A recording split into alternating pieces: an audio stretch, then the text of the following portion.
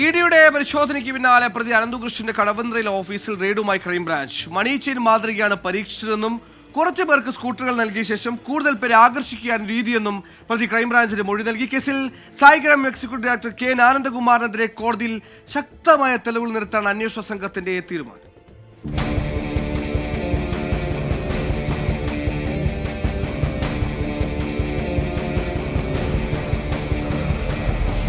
പാതിവില തട്ടിപ്പ് കേസിൽ പ്രതി അനന്തകൃഷ്ണനെ ക്രൈംബ്രാഞ്ച് ചോദ്യം ചെയ്തതിന് പിന്നാലെയാണ് കടവന്ത്രയിലെ സോഷ്യൽ ബി വെഞ്ചേഴ്സ് എന്ന സ്ഥാപനത്തിൽ ക്രൈംബ്രാഞ്ച് പരിശോധന നടത്തിയത്.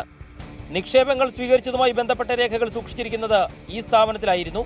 അനന്തകൃഷ്ണന്റെ 11 അക്കൗണ്ടുകളിലൂടെ വന്ന 548 കോടി രൂപ എങ്ങനെ ചെലവഴിച്ചു എന്നതും ക്രൈംബ്രാഞ്ച് പരിശോധിക്കുകയാണ്. ഇന്നലെ ക്രൈംബ്രാഞ്ച് ചോദ്യം ചെയ്യലിൽ മണി ചെയിൻ മാതൃകയിലുള്ള നിക്ഷേപം സ്വീകരിക്കലാണ് താൻ ഉദ്ദേശിച്ചതെന്ന് പ്രതി മൊഴി നൽകി. കുറച്ചുപേർക്ക് ആദ്യഘട്ടത്തിൽ സ്കൂട്ടർ നൽകിയതോടെ കൂടുതൽ പേർക്ക് വിശ്വാസമായി. ഇതാണ് താൻ ഉദ്ദേശിച്ചിരുന്നതെന്നും പ്രതി മൊഴി നൽകിയിട്ടുണ്ട്. ക്രൈംബ്രാഞ്ച് പരിശോധന നടക്കുന്ന സാഹചര്യത്തിൽ സോഷ്യൽ ബി വെഞ്ചേഴ്സിൽ പരിശോധനയ്ക്കെത്തിയ ഇ ഡി സംഘം മടങ്ങിപ്പോയിരുന്നു.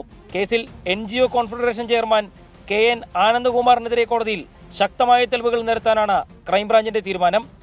ഇയാളുടെ മുൻകൂർ ജാമ്യാപേക്ഷ എതിർക്കാനും വിശദാംശങ്ങൾ കോടതിയെ അറിയിക്കാനും ക്രൈംബ്രാഞ്ച് തയ്യാറെടുക്കുകയാണ്. പ്രതിയുടെ ജാമ്യാപേക്ഷ തള്ളിയാൽ കെ ആനന്ദകുമാറിനുടൻ അറസ്റ്റ് ചെയ്യാനാണ് ക്രൈംബ്രാഞ്ചിന്റെ തീരുമാനം. ആനന്ദ്കുമാറാണ് തട്ടിപ്പിന് പിന്നിലെ മുഖ്യ ആസൂത്രകൻ എന്ന വിവരവും ക്രൈംബ്രാഞ്ച് കോടതിയെ അറിയിക്കും.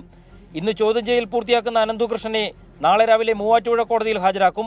AS അഭിജിത്തിനൊപ്പം S Shyamkumar, 24, Kochi.